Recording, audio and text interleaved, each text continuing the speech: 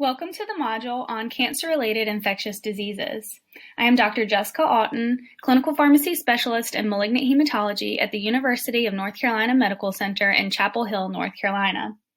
This presentation is part of the ASHP-ACCP Oncology Pharmacy Specialty Review course, which is designed for pharmacists seeking to obtain recertification credit or update their knowledge and skills in preparation for board certification.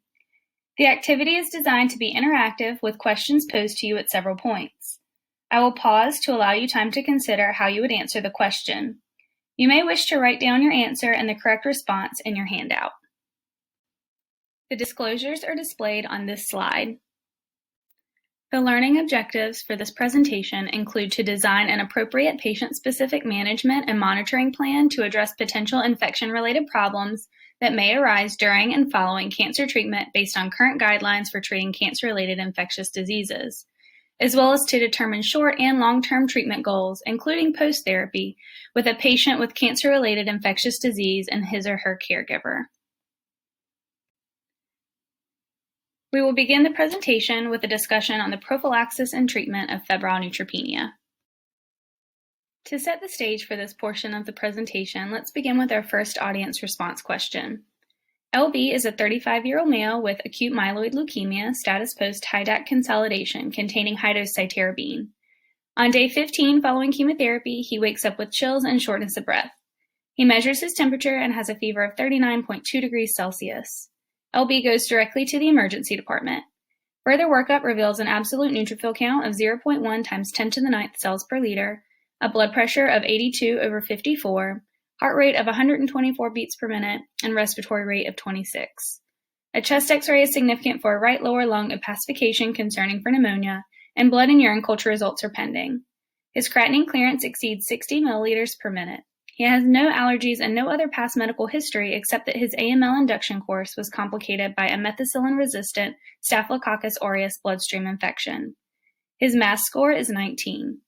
Which of the following is the most appropriate treatment at this time? A. Ciprofloxacin plus amoxicillin clavulanate. B. Levofloxacin plus vancomycin. C. Cefepime plus vancomycin. Or D. Meropenem plus tobramycin. I'll pause here for just a few seconds for you to consider your selection.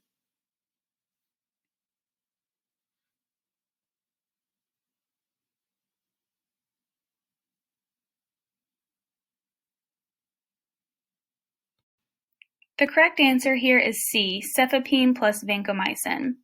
LB has a MAS score of less than 21, so inpatient management of febrile neutropenia is warranted. An anti-pseudomonal beta-lactam monotherapy is recommended by ASCO and IDSA, as well as NCCN guidelines. Although cefepime is an appropriate choice, the ASCO, IDSA, and NCCN guidelines recommend the addition of empiric vancomycin for patients with febrile neutropenia and hemodynamic instability, pneumonia, skin soft tissue infection, blood cultures with gram-positive organisms, or concern for central line infection or colonization with MRSA. LB does have an indication for the use of vancomycin, including suspected pneumonia, the hemodynamic instability with the low blood pressure compared to his baseline, and that history of an MRSA infection.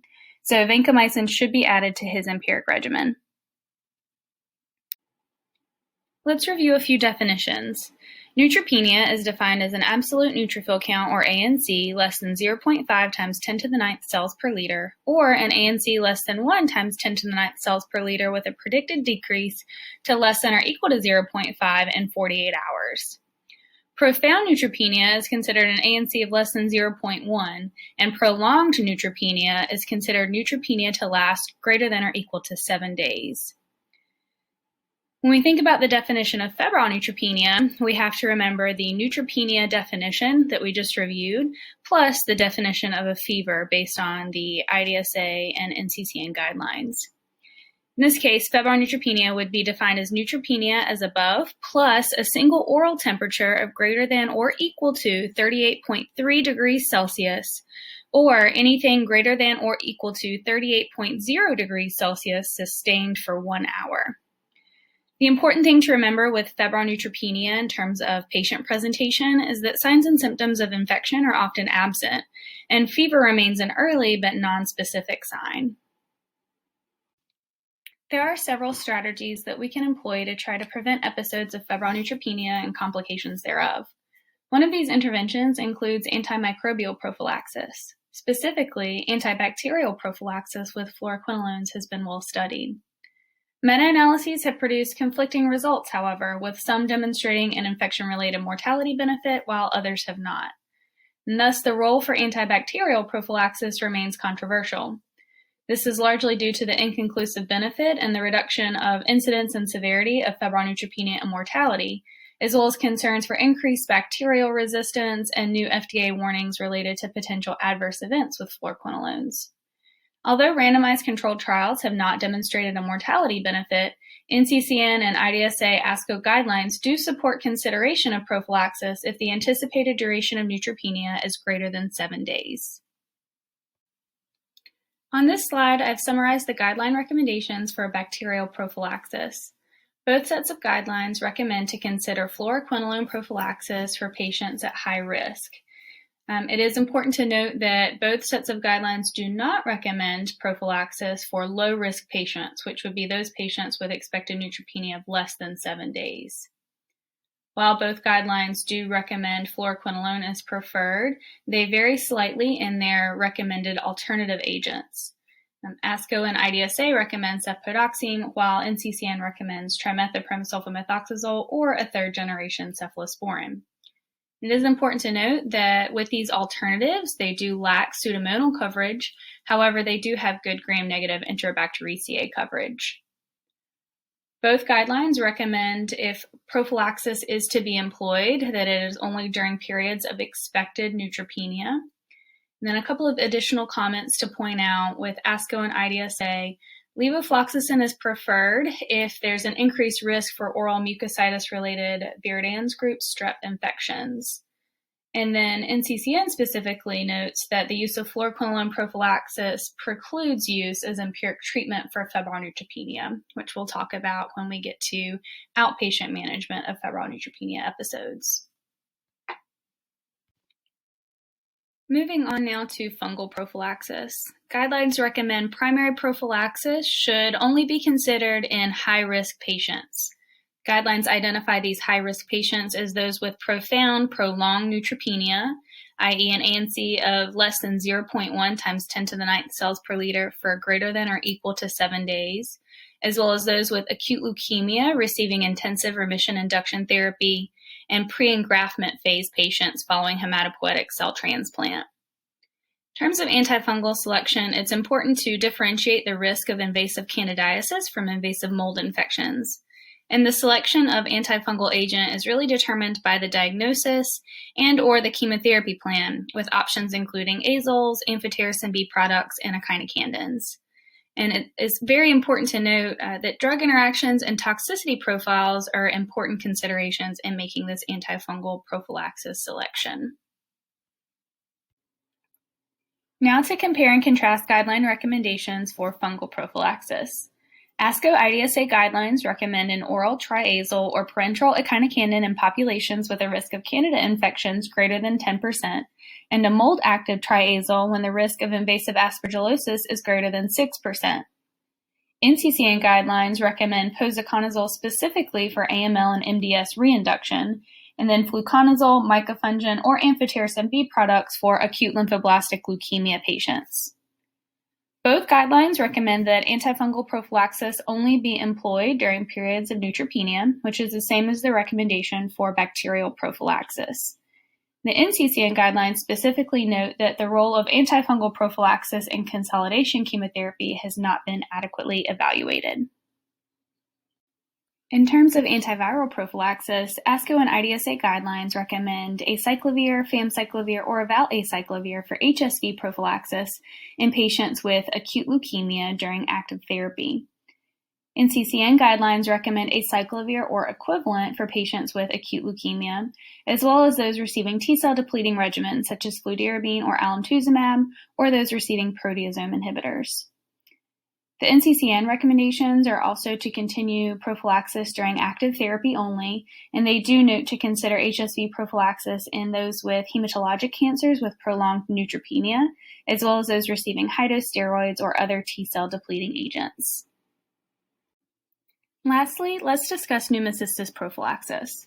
ASCO and IDSA guidelines recommend trimethoprim sulfamethoxazole prophylaxis in patients receiving chemotherapy regimens with greater than a 3.5% risk for developing PJP.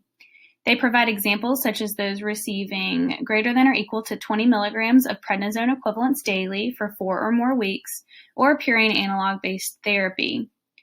Alternative recommendations include dapsone, aerosolized pentamidine, and atovaquone. These recommendations are to continue prophylaxis during active therapy. NCCN specifies their recommendations for pneumocystis prophylaxis to include ALL patients, as well as those who have received alemtuzumab, PI3K inhibitors, greater than or equal to 20 milligrams of prednisone equivalents daily for 4 or more weeks, as well as those who have received concomitant temozolomide with radiation. Similar to ASCO and IDSA guidelines, the NCCN guidelines prefer trimethoprim sulfamethoxazole, but they also provide alternatives including dapsone, aerosolized or IV pentamidine, and atovaquone. They recommend to continue prophylaxis during active therapy and specify to continue until the CD4 count is greater than 200 in those receiving alemtuzumab. They also note to consider prophylaxis in patients receiving purine analogs or other T-cell depleting agents. In summary, regarding antimicrobial prophylaxis, guidelines recommend to consider fluoroquinolone prophylaxis if the duration of neutropenia is expected to be greater than 7 days. Posaconazole should be considered for primary mold prophylaxis in patients with AML or MDS receiving intensive remission induction therapy, whereas fluconazole or micafungin should be considered for primary antifungal prophylaxis in patients with ALL receiving remission induction therapy. Consider HSV prophylaxis in those with hematologic cancers with prolonged neutropenia, as well as those receiving high-dose steroids or T-cell depleting agents. And lastly, pneumocystis prophylaxis may be considered in patients with ALL, those who have received alemtuzumab or other T-cell depleting agents, or those who are receiving high-dose steroids. Now that we've covered prophylaxis, let's move into treatment of febrile neutropenia. The goal of initial antibiotic therapy is to prevent morbidity and mortality due to bacterial infections until more data is available to guide subsequent treatment decisions. The first dose of empiric antibiotics should be administered within 1 hour after triage. It's important to note that in febrile neutropenia, cultures are usually negative, but antibiotics are still warranted to cover possible occult infection.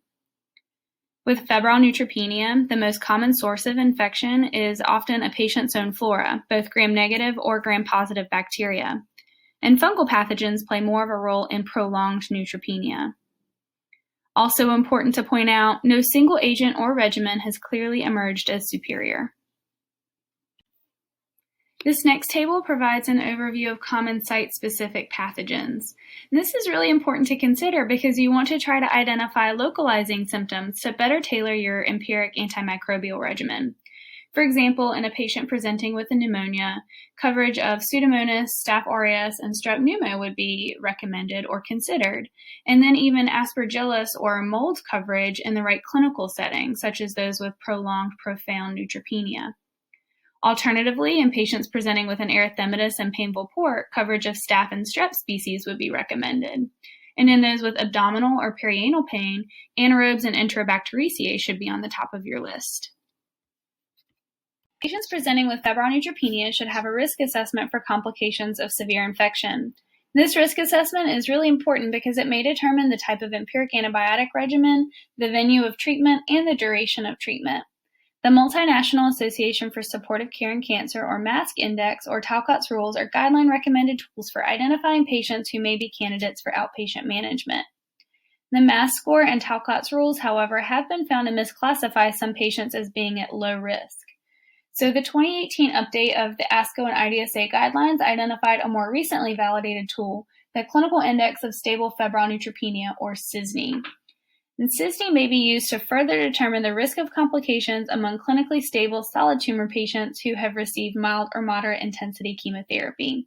And we'll take a look at the CISNE tool on the next slide. You can also refer to the individual guidelines for specific criteria for each risk tool, including MASC and Talcott's. So this slide summarizes your low versus high risk patient population. In general, the low-risk population will have a high mass score and low CISNI and be in Talcott's group 4. And they'll also be outpatient at the time of fever with no comorbidities requiring inpatient therapy or observation. The high-risk group, however, will have a low mass score and high CISNI and be in Talcott's groups 1 to 3. They'll likely be hospitalized at the time of fever and have clinically unstable or significant comorbid conditions requiring inpatient observation. As I mentioned on the previous slide, the CISNI tool could help in identifying those patients who may be treated as an outpatient. If your patient's low risk, meaning they have a mass score greater than or equal to 21 or they're in Talcott's group 4, then you could apply the algorithm on this slide.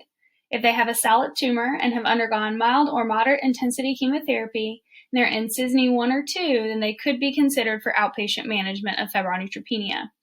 However, if they're a CISNI 3 or higher or are otherwise considered high risk, then they should be managed as an inpatient. It is really important to note, though, with this slide and this algorithm, if your patient is low risk by MASC or Talcott's group, but they have a hematologic malignancy or they've received high-intensity chemotherapy, then the CISNI tool does not apply as it has not been validated in those cases. In your low-risk patients, ASCO and IDSA guidelines recommend the first dose of empiric antibiotics should be administered in the clinic, emergency department, or hospital, and patients should be observed for at least 4 hours before they leave, even if you're considering outpatient management. NCCN similarly recommends to consider an observation period of 2 to 12 hours to administer the first dose of antibiotics and monitor for any reactions, as well as to confirm their low-risk status and clinical stability.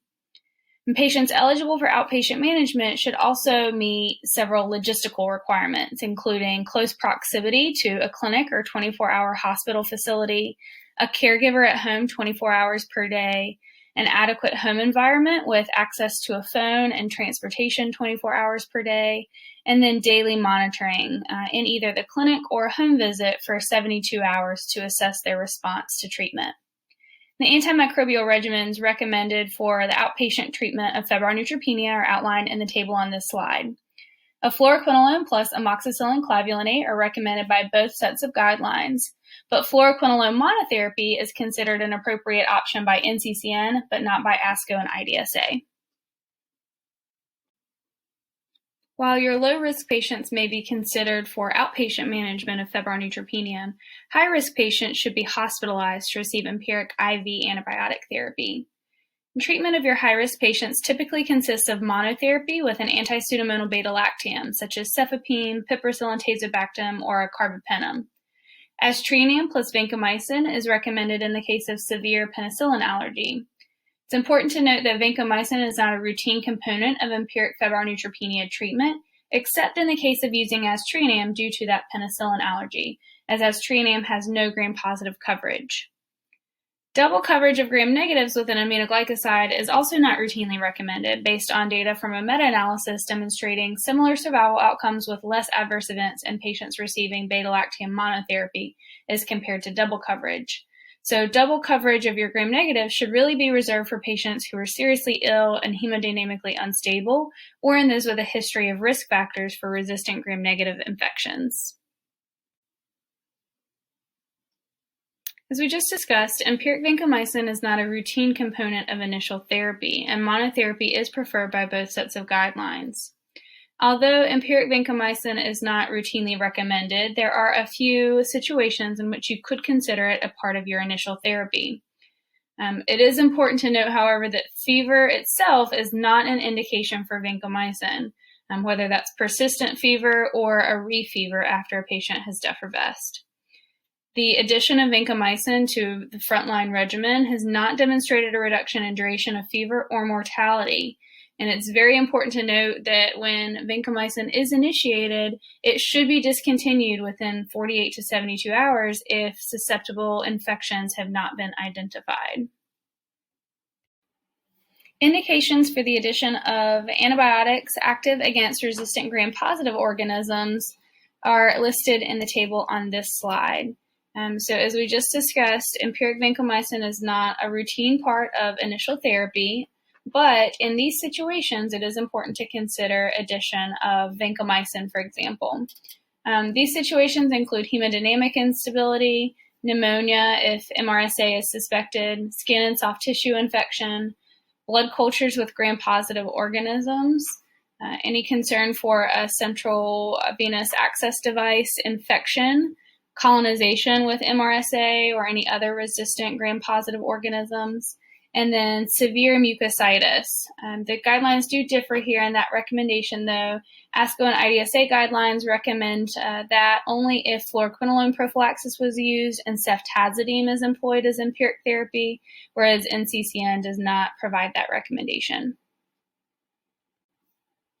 Modifications to the empiric regimen should be guided by clinical and microbiological data. Some clinical scenarios that may prompt modification to the initial empiric regimen are summarized in this table. Patients who become or remain hemodynamically unstable, however, after receiving their initial doses, these are the ones that you really want to pay close attention to and make sure that you're broadening appropriately and quickly to cover for resistant gram-negatives, resistant gram-positives, anaerobes, and fungi.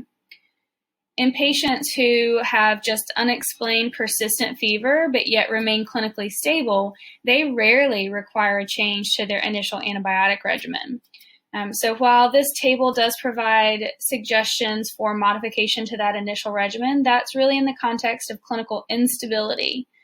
Because those folks who are stable but just persistently fevering, it's important to remember the median time to defervescence is actually 5 days in patients who have received appropriate empiric antibiotic therapy.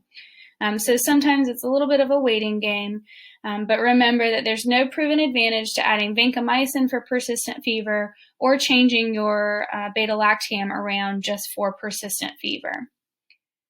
If an infection is identified, you would want to modify your antibiotics to target appropriate coverage for that infection site and then the susceptibilities of any isolated organisms. And again, remember, if you did add vancomycin or other resistant gram-positive coverage, it can be discontinued after 2 to 3 days if you do not identify a gram-positive infection. So just walking through a couple of these clinical scenarios, if you have a patient and you're concerned for antimicrobial resistance, either because of a history or because of cultures, microbiological culture data, then you'd want to broaden to cover suspected resistant pathogen. If your patient develops a pneumonia, you could consider MRSA coverage with vancomycin or linezolid, and if they have cellulitis, then you would want to consider resistant gram-positive coverage as well. In your patients with abdominal symptoms, then you could consider adding metronidazole or switching to a different beta-lactam with anaerobic coverage, but making sure again that you select an anti-pseudomonal beta-lactam. And then if you have suspected or identified C. diff, then you would want to add appropriate treatment for the C. diff. And that could be PO, vancomycin, metronidazole, or fidaxomicin. And we'll talk about appropriate recommended C. diff treatment options later in the presentation. If patients have symptoms consistent with esophagitis, then you may need to add appropriate antifungal or antiviral coverage depending on the potential or identified pathogens. And if patients present with sinus or nasal symptoms, then you would want to obtain further imaging and consider an ENT evaluation. For those patients with persistent fevers that reach the 4-day mark, that's when you're going to consider evaluating for invasive fungal infections. And then you could adjust your empiric regimen to consider an empiric versus a preemptive antifungal approach, which we will also talk about in just a bit. There are many factors to consider for tailoring your empiric antibiotic regimen for the treatment of febrile neutropenia. We just reviewed some clinical scenarios for modifications to that initial empiric regimen, but you also want to individualize that regimen to the patient. Make sure that you're thinking about it on a patient level as well. So what is the patient's clinical status? Do we need to broaden that initial antibiotic regimen because they are unstable? What are their suspected sites of infection? Does our antimicrobial choice need to change based on any organ dysfunction that may be present or a history of resistant pathogens? Also think about the patient's infection history. Did they have prior infections with previous cycles of chemotherapy? Do they have allergies, such as a severe penicillin allergy that would warrant aztreonam, for example, instead of cefepime or another anti-pseudomonal beta-lactam? And then ultimately, are they low versus high risk? Because again, this could dictate inpatient versus outpatient management, as well as that initial antimicrobial selection, oral versus IV. So while we do have guideline recommended empiric regimens, again, we do want to emphasize individualization and considerations for modifying that guideline recommended therapy based on the patient themselves. This brings us to our second audience response question. BL is a 55-year-old female with breast cancer who is day 10, status post-dose dense AC, doxorubicin and cyclophosphamide. Her chemotherapy cycle has been complicated by culture-negative febrile neutropenia, and she is high risk due to her MAS score of less than 21 and CISNE of 3. She had chest x-ray findings suggestive of pneumonia. She required hospitalization and received empiric treatment with piperacillin and tazobactam for a total of 3 days.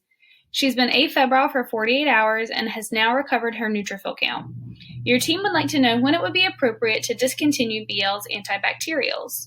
Which of the following is the most appropriate recommendation at this time? A, discontinue piperacillin and tazobactam since neutropenia has resolved. B, continue piperacillin and tazobactam since BL has not received an adequate course for febrile neutropenia. C, continue piperacillin and tazobactam since BL has not received an adequate course for pneumonia. Or D, de-escalate to oral step-down therapy since BL has not received an adequate course for pneumonia. I'll pause here to allow you to think about your answer, and then we'll review in just a second. The correct answer is D, de-escalate to oral step-down therapy since BL has not received an adequate course for pneumonia. Since she's had neutrophil recovery, she could be considered similar to a general patient with pneumonia. So it would be appropriate in this situation to de-escalate to oral antibiotics to facilitate discharge where she can complete a course at home. So I mentioned on a previous slide that patients with persistent fever for 4 or more days should be considered for workup for an invasive fungal infection or IFI.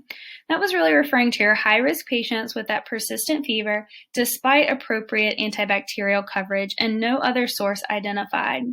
Those patients should be considered for the addition of anti-mold coverage. That anti-mold coverage can be considered in 2 different approaches. The empirical approach, which involves initiation of an antifungal agent at the first possible clinical sign of fungal infection, which is really just that persistent fever for 4 or more days. Or the preemptive approach, which is a more targeted, less broad treatment of only those patients with additional findings suggestive of an IFI, such as serologic tests or chest CT findings. So which approach is preferred, preemptive versus empirical? The preemptive approach was associated with an increased incidence of invasive fungal disease, but without increasing mortality. The preemptive approach, however, had less exposure to antifungals and decreased cost of antifungals. Regardless of which approach is employed, the choice of antifungal agent depends on the likely fungal pathogen, toxicities, drug interactions, and costs, which we'll talk about a bit later. It is very important to note, however, that there is no data to guide empirical versus preemptive antifungal selection in patients already receiving anti-mold prophylaxis. Moving on now to treatment duration. This is certainly a gray area in both sets of guidelines. This goes back to our second audience response question that we covered just a moment ago with the patient who had neutrophil recovery and pneumonia. So in patients with documented infection, the duration of treatment should be dictated by the site of infection and the organism. The guidelines encourage you to refer to organism or site-specific guidelines for that exact duration. So for example, in our patient with the pneumonia, we would want to complete a course for pneumonia as per the HAP or CAP guidelines. Per IDSA, however, antibiotics should continue for the duration of neutropenia. So if our patient with a pneumonia was still neutropenic after that defined course, then you could continue your antibiotic regimen until neutrophil recovery. Alternatively, they do say that you could complete a course and then go back to prophylaxis if patients remain neutropenic. NCCN alternatively recommends to consider reassessment of the empiric gram-negative therapy with de-escalation and the duration to be individualized. So they kind of say you could consider de-escalating, but it really depends on the patient. And that, of course, is after completion of your treatment for that documented infection. I think the more controversial area with treatment duration revolves around patients with fever of unknown etiology. So really, although the evidence is limited, the traditional approach in this case has been to continue broad-spectrum antibiotics until their afebrile and their ANC has recovered. There have been several small European studies that have recently evaluated the safety of de-escalating broad-spectrum antibiotics in patients who become afebrile but remain neutropenic, and they have shown some success. These studies are not without limitations, however, and they lack generalizability to many centers.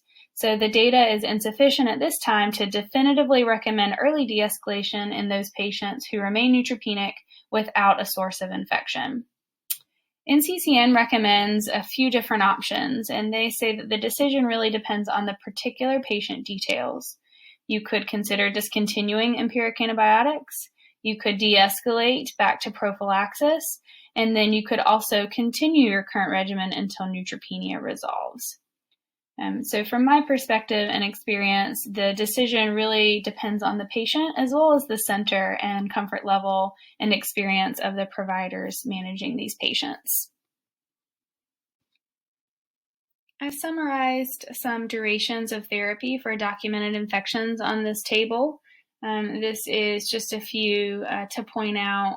There is a range for several of these, so you'll see different things in NCCN guidelines, for example, than you would if you pulled up specific IDSA guidelines for a few of these infections. So just know that there may be a range out there, and that, of course, individualization to your particular patient would be important. And that brings us to the end of our section on the treatment of febrile neutropenia. In summary, low-risk patients may be treated with a 4-quinolone plus or minus amoxicillin clavulanate, or clindamycin if they're allergic. You could consider outpatient management in the appropriate clinical scenario. High-risk patients may be treated with an anti-pseudomonal beta-lactam monotherapy, with the empiric regimen modified based on patient-specific factors. Empiric vancomycin is not a routine component of initial therapy, and double coverage of gram-negative bacteria is not routinely recommended. High-risk patients with persistent fever after 4 to 7 days despite appropriate coverage and no other source identified should be considered for anti-mold coverage with an empiric or preemptive approach.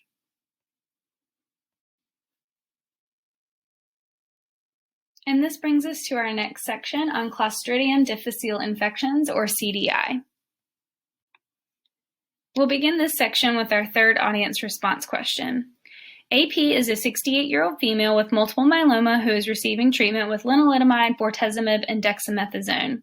She presents to the infusion clinic today for her bortezomib injection and reports diarrhea with 12 bowel movements in the last 24 hours. Her white blood cell count is 15. She has a temperature of 38.3 degrees Celsius, blood pressure of 120/75, and serum creatinine of 0.65. She has a history of receiving levofloxacin for pneumonia 2 weeks ago. Workup includes testing for C. difficile toxin and antigen, which were both positive. Which of the following is the most appropriate treatment at this time? A. Vancomycin 500 mg PO and rectally every 6 hours plus metronidazole 500 mg IV every 8 hours. B. Vancomycin 125 mg PO and rectally every 6 hours plus metronidazole 500 mg PO every 8 hours. C. Metronidazole 500 mg PO every 8 hours. Or D, fidaxomicin 200 mg PO twice a day. So we'll pause here for just a few moments for you to consider your choice.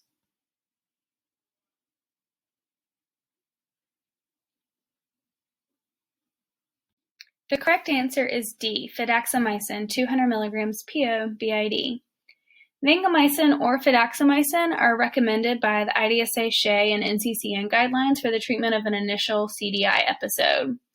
Concomitant vancomycin and metronidazole would be indicated for fulminant infection, which would include hypotension or shock, ileus, or toxic megacolon per the IDSA SHEA guidelines. So only patients with an ileus should receive vancomycin rectally. If this patient does not have fulminant CDI, fidaxomicin monotherapy is the most appropriate choice from the listed options. C. difficile is a multi-drug resistant bacteria. C. difficile infection, or CDI, is characterized by secretory diarrhea caused by the toxin produced by the C. difficile anaerobic organism. Risk factors for CDI include advanced age, prolonged hospitalization, disruption of intestinal microbiota by antibiotics, chemotherapy, GI surgery, and proton pump inhibitors. Immunocompromised patients unfortunately experience a high incidence of CDI, ranging from 6 to 33% in the hematology-oncology population. Guidelines recommend to perform testing in patients with unexplained and new onset diarrhea, which is defined as 3 or more unformed stools in 24 hours. It's really important that we do not test asymptomatic patients or those who have received laxatives recently, as the high rate of asymptomatic colonization may lead to overdiagnosis.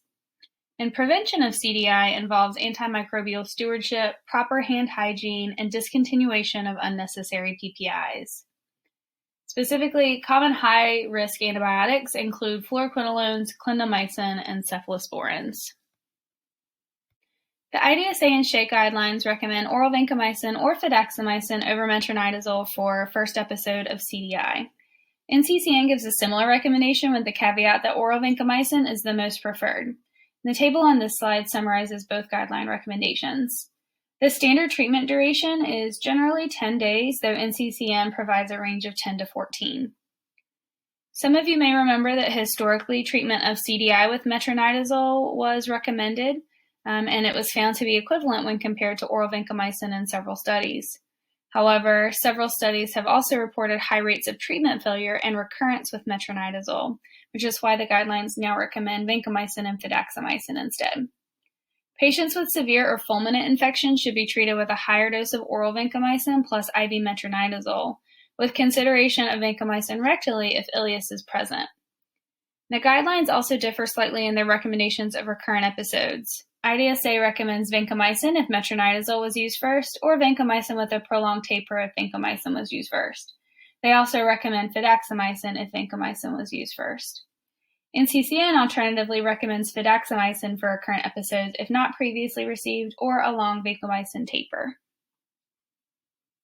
All right, we will transition now into fungal infections in non-hematopoietic cell transplant patients. This moves us on to our fourth audience response question. JD is a 33-year-old male with relapsed ALL currently receiving blinatumomab salvage therapy. JD's antimicrobial prophylaxis regimen includes levofloxacin 500 mg PO daily, fluconazole 400 mg PO daily, valacyclovir 500 mg PO daily, and dapsone 100 mg PO daily. On day 15, JB develops febrile neutropenia with a temperature to 39 degrees Celsius. A chest CT obtained after 4 consecutive days of fever demonstrates large and numerous nodules with a halo sign. A bronchoscopy is performed and reveals a positive galactomannan antigen assay. Which of the following is the most appropriate treatment at this time? A. Continue fluconazole. B. Switch fluconazole from PO to IV. C. Switch fluconazole to micafungin. Or D. Switch fluconazole to voriconazole. I'll pause here to let you consider your answer.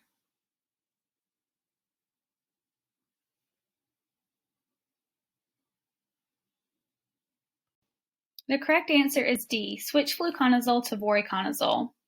As we'll discuss, voriconazole is the gold standard treatment of Aspergillus infections. This patient has imaging and serologic markers consistent with aspergillosis. Thus, voriconazole is warranted. Fluconazole would not cover Aspergillus, and echinocandins are not recommended as initial treatment. Invasive fungal infections, or IFIs, occur as a result of significant systemic immunocompromise. There can be several risk factors for the development of an IFI, including disease-specific factors and environmental factors. Few disease-specific factors include prolonged, profound neutropenia, high-dose steroids, graft versus host disease, mucositis, and the absence of prophylaxis if at risk. Environmental factors include colonization or prior exposure, history of gardening or home renovation or construction prior to chemotherapy. Then a few other risk factors include underlying lung disease, older age, and tobacco or cannabis use. The tricky thing with IFIs is that diagnosis can be very difficult, and it usually relies on a combination of clinical judgment, the index of suspicion, imaging, and/or blood and tissue samples. The interpretation of serologic assays that are available can be difficult because of both false positives and false negatives. When diagnosing IFIs, they are defined usually as either proven, probable, or possible based on the presence of host factors, clinical criteria, and mycological criteria. This will also be the definitions you see in clinical trials evaluating the use of various antifungal regimens for treatment of IFIs. A proven IFI requires microbiological or culture documentation and or histopathologic diagnosis. Probable IFI requires a host factor plus a clinical criteria plus a mycological criteria, whereas possible only requires that host factor plus a clinical criteria. So just keep these definitions in mind when we review some of the data in just a bit on various treatment strategies. Let's start our treatment discussion with Candida in non-neutropenic patients. An echinocandin is the gold standard for treatment of candidemia or invasive candidiasis in your non-neutropenic patients. Fluconazole is a preferred alternative to an echinocandin in select patients. It could be recommended as step-down therapy following 5 to 7 days of an echinocandin, and the patient must be clinically stable, have a susceptible isolate, and have cleared their blood cultures if you were to step down to fluconazole. The recommendations become a little bit more complex for treatment of Candida in neutropenic patients. The recommendations are specifically broken down into treatment for candidemia versus treatment for invasive candidiasis. For candidemia, an echinocandin similarly is the gold standard for treatment in your neutropenic patients, with fluconazole as an appropriate alternative in those who are not critically ill or if they have no azole exposure. Amphotericin B is also an alternative, though less attractive due to its toxicities, and then Voriconazole is an alternative in cases where you may also desire mold coverage. If your patient has invasive candidiasis, for example, hepatosplenic candidiasis, liposomal amphotericin B or an echinocandin is preferred. And then step-down therapy with fluconazole is recommended only in those who are unlikely to have a resistant isolate. The treatment duration for candidemia or invasive candidiasis without metastatic complications should at a minimum be 2 weeks from the clearance of Candida from blood cultures and resolution of symptoms. And that's provided that the neutropenia has resolved in your neutropenic patients. Additional workup should also be considered, including a fundoscopic exam. This should be done within the first week after neutrophil recovery to identify any choroidal or vitriol infection. Central venous catheter removal should also be considered early in the course of treatment, and then an echocardiogram should be considered as well. Switching gears now from the treatment of Candida infections to the treatment of Aspergillus infections. Voriconazole is the gold standard for treatment of Aspergillus infections, and alternatives include amphotericin lipid formulations or isavuconazole. The echinocandins, however, are not recommended as initial treatment, but they may be considered for salvage. Combination antifungal agents lack sufficient data for recommendation at this time. They can be considered in select patients with severe disease. In the setting of salvage therapy or prophylaxis breakthrough, this is really individualized based on the rapidity, severity, comorbidities, and potential pathogens. Amphotericin formulations, micafungin, caspofungin, voriconazole, and isavuconazole, posaconazole, or itraconazole may all be considered in the salvage setting. You should really also consider if subtherapeutic serum concentrations, for example, posaconazole levels, contributed to the development of treatment failure, or prophylaxis breakthrough in the setting of posaconazole. The treatment is not well defined for Aspergillus infections, but generally 6 to 12 weeks, even as long as several months or even years may be required.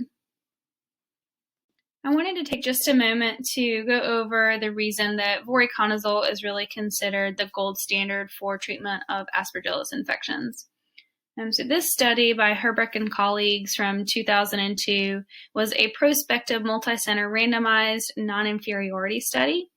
This study included 277 patients with proven or probable invasive aspergillosis who were immunocompromised. They were randomized to receive Voriconazole or conventional Amphotericin with a planned duration of 12 weeks. The primary endpoint was a composite successful outcome at 12 weeks, and that occurred in 52.8% in those treated with Voriconazole versus 31.6% in those treated with conventional Amphotericin. The 12-week survival actually improved with Voriconazole, 70.8% versus 57.9%, and there were more discontinuations due to toxicity with conventional Amphotericin. So Voriconazole here led to better responses, improved survival, and resulted in fewer treatment discontinuations. So with this study, Voriconazole really became the standard of care for initial treatment of invasive aspergillosis. While Voriconazole is considered the gold standard for initial treatment of invasive aspergillosis, Isavuconazole is also considered an appropriate alternative. This study by Maertens and colleagues evaluated Voriconazole versus Isavuconazole in a prospective multi-center non-inferiority trial of 527 patients with proven probable or possible invasive aspergillosis. Patients were randomized to receive either Isavuconazole or Voriconazole, and the primary endpoint of all-cause mortality at day 42 was observed in 19% with Isavuconazole versus 20% with Voriconazole. There was no difference in success at the end of treatment between the two groups, and in fact, treatment-related adverse events were actually higher with Voriconazole than Isavuconazole, specifically less skin, eye, and hepatobiliary disorders with Isavuconazole. This study established Isavuconazole's non-inferiority to Voriconazole for the treatment of invasive aspergillosis. There are a few differences in the two drugs that would be important in considering for treating different patients with these different agents. So we'll talk about this in just a bit, but there are differences in side effect profile, cost, and also drug interaction implications. So while we do have one study here documenting or demonstrating non-inferiority, the decision for which agent to use may be more patient-specific. So I mentioned a few slides ago that combination antifungals lacked sufficient data to be recommended for frontline treatment of invasive aspergillosis at this time. I wanted to look briefly at the study that looked at combination antifungals in this setting. That was by Marr and colleagues. And this was a prospective multi-center randomized double-blind placebo-controlled study including 277 patients with proven or probable invasive aspergillosis. All patients received Voriconazole for 6 weeks, plus either anidilafungin or placebo for the first 2 to 4 weeks. And the primary endpoint of all-cause mortality at 6 weeks trended towards improvement with combination therapy, but was not statistically different. And this was 19.3% versus 27.5%. It's important to note here that this was really underpowered to show a difference because of the higher than expected mortality at 6 and 12 weeks, with lower than expected differences in mortality between the two groups. They did see a 6-week mortality benefit, specifically in the probable invasive aspergillosis group with the combination. This was 15.7% all-cause mortality versus 27.3%, and that was statistically significant. And the adverse events requiring discontinuation of treatment were similar between the two groups. So this study really demonstrated that combination therapy led to high survival rates in a subgroup of patients with probable invasive aspergillosis, but there were limitations in power that really preclude definitive conclusions. All right, so here is our 5th audience response question. This is another question on antifungal use. So BA is a 22-year-old male with B-cell ALL receiving induction chemotherapy with CALGB 10403, which includes daunorubicin, vincristine, pegaspargase, and prednisone. He's day 21 of chemotherapy, and he has been neutropenic for the last 14 days. He's receiving antifungal prophylaxis with fluconazole 400 mg PO daily and continues on empiric febrile neutropenia treatment with cefepime 2 grams IV every 8 hours. Further diagnostic workup reveals a chest CT with several nodular opacities and a halo sign. Bronchoscopy with BAL reveals a positive galactomannan antigen from BAL fluid. Which of the following is the most appropriate treatment at this time? A. Continue fluconazole. B, switch fluconazole to voriconazole, C, switch fluconazole to micafungin, or D, switch fluconazole to liposomal amphotericin B. I'll pause here for just a second for you to consider your answer.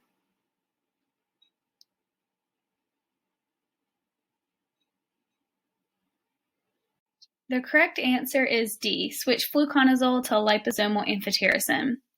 So BA has been diagnosed with probable invasive aspergillosis based on the positive imaging findings and the serologic marker, that galactomannan antigen. He has prolonged profound neutropenia, which is his host factor. So we just discussed that voriconazole is the gold standard for the treatment of invasive aspergillosis, but this patient is receiving vincristine, which is a major CYP3A4 substrate. And strong CYP3A4 inhibitors should not be used concomitantly with vincristine, so an alternative should be selected here. Echinocannins are not recommended as initial treatment, and continuing fluconazole at this time would not be appropriate since we know that he has a breakthrough fungal infection. So of these answer options, switching to liposomal amphotericin is the most appropriate. That audience response question really illustrated the importance of the consideration of drug interactions when choosing an antifungal agent. All triazoles inhibit cytochrome P450-3A4, but fluconazole and isavuconazole less than others. The drug of choice when anti-mold therapy is required in the setting of significant drug interactions is an amphotericin lipid formulation. Although the echinocannins do not interact with cytochrome P450 metabolized drugs, they're not the most optimal agent for the treatment of invasive mold infections. So you should really use caution when triazoles are co-administered with cytochrome P450-3A4 agents, such as with vinca alkaloids, and in this case, strong inhibitors such as posaconazole and voriconazole are generally considered contraindicated. Also use caution with high-dose cyclophosphamide, as well as many other oral small molecule anti-cancer agents, for example, dasatinib, venetoclax, and midostaurin. Several antifungals exhibit a narrow therapeutic window and variable serum concentrations prompting therapeutic drug monitoring. Therapeutic drug monitoring is necessary for itraconazole, voriconazole, and posaconazole suspension. This is largely due to unreliable absorption and the effect of meals on absorption. The role of therapeutic drug monitoring for posaconazole tablets, IV posaconazole, and PO or IV isavuconazole is unclear. You could consider TDM in these cases if your patient was non-adherent, and then also consider TDM in these cases when you have other drug interaction considerations, as all triazole antifungals are CYP3A4 substrates themselves as well as inhibitors. So drug interactions could cause increase or decrease in your triazole serum levels. Antifungal selection can be complex, but it's important to consider the spectrum of the antifungal, the severity of disease, anticipated toxicities with treatment, the prophylaxis exposure of your patient, drug-drug interactions, both renal and hepatic function, and then importantly, cost. In summary, for the treatment of IFIs, an echinocandin is the gold standard for candidemia in neutropenic patients. Voriconazole is the gold standard for Aspergillus infections, with isavuconazole and amphotericin considered appropriate alternatives. Combination antifungals lack sufficient data to be routinely recommended at this time. And again, remember that triazole antifungals are cytochrome P450-3A4 inhibitors, so you should use caution with CYP3A4 substrates. The treatment of refractory cases should be individualized, so consider consultation with the infectious diseases specialists in these cases. We'll move on now to the last portion of this presentation, immunizations in cancer patients. For our sixth and final audience response question, TS is a 19-year-old female with relapsed ALL who just completed her first cycle of blinatumomab. She was recently discharged and found to be in a complete molecular remission. Which of the following is the most appropriate recommendation to provide to the medical team at this time? A. Influenza inactivated vaccine can be administered to TS starting 3 months post-blinatumomab. B. Live influenza vaccine can be administered to TS starting 6 months post-blinatumomab. C. Blinatumomab is not myelosuppressive, thus it can be assumed TS will mount a humoral response to inactivated viruses. Or D. Immunoglobulins will be suppressed for about 1 year following blinatumomab. Consider monitoring antibody levels if inactivated viruses are administered. I'll take just a few seconds here for you to consider your answer. The correct answer here is D. The NCCN guidelines discuss evidence regarding the lack of humoral response with blinatumomab and CAR T-cell therapy. It generally takes a year or more for B-cell recovery and resolution of hypogammaglobulinemia. Thus, if inactivated viruses are administered, one should monitor antibody levels. IDSA guidelines have been developed to provide clinicians guidance for active immunization of patients with altered immunosuppression. The goal is to decrease morbidity and mortality from vaccine-preventable infections in immunocompromised patients. These immunocompromised patients include those receiving cancer chemotherapy, those receiving steroids with 20 milligrams or more prednisone equivalents for 14 or more days, and those receiving certain biologic immune modulators such as rituximab. Ideally, vaccines should be administered prior to planned immunosuppression. Live vaccines should be administered 4 or more weeks prior to immunosuppression and should be avoided within 2 weeks of initiation of immunosuppression to prevent the risk of infection. Inactivated vaccines should be administered 2 or more weeks prior to immunosuppression. Once patients have completed their chemotherapy at the 3-month mark, they then can be vaccinated with inactivated and live vaccines per the CDC annual schedule for immunocompetent individuals. The only caveat to this is that in regimens that include anti-B-cell antibodies, vaccinations should be delayed at least 6 months because antibody formation will be diminished with B-cell depleting agents. In terms of the inactivated influenza vaccine, patients with cancer should receive this vaccination annually per age-appropriate recommendations. There's insufficient data to recommend high-dose influenza over standard dose in the general cancer population. There are a subset of patients that should not receive the inactivated influenza vaccine. These patients are unlikely to be harmed, but they're also very unlikely to derive any benefit, such as those receiving anti-B-cell antibodies within the last 6 months, those receiving intensive chemotherapy such as induction or consolidation for acute leukemia, or those receiving blinatumomab or CAR T-cell therapy within a year.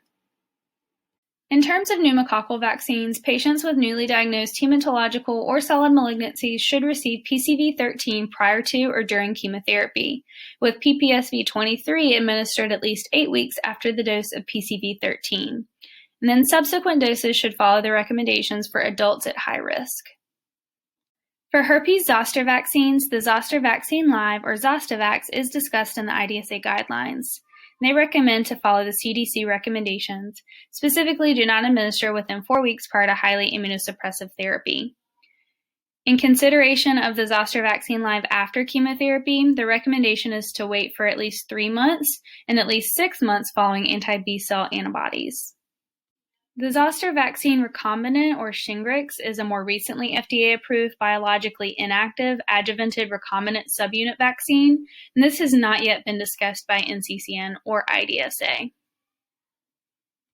In terms of more global recommendations for vaccination in cancer, it's also important to consider household and caregiver vaccinations. Caregivers and household members should receive inactivated influenza vaccine, and the live attenuated influenza vaccine is not recommended. Certain live viral vaccines can be safely administered to household members of severely immunocompromised patients, whereas others cannot, and this is really based on the risk for transmission. Patients receiving immunotherapy such as PD-1 or PD-L1 inhibitors are allowed to receive inactivated viruses per NCCN. Live vaccinations were generally excluded from clinical trials. NCCN acknowledges the lack of clarity regarding the risks and benefits of live vaccines, and they don't promote or discourage the use, but rather recommend discussion with the patient's healthcare provider on the risks and benefits. There's currently no data to suggest that inactivated viruses cause harm. In summary, administer vaccines prior to planned immunosuppression if feasible. Live vaccines at least 4 weeks prior to immunosuppression, and inactivated vaccines at least 2 weeks prior to immunosuppression. Refer to the CDC annual vaccine schedule for inactivated and live vaccines. You can begin 3 months following chemotherapy or 6 months or more after anti-B-cell antibodies. And that concludes this presentation. Thank you for your participation.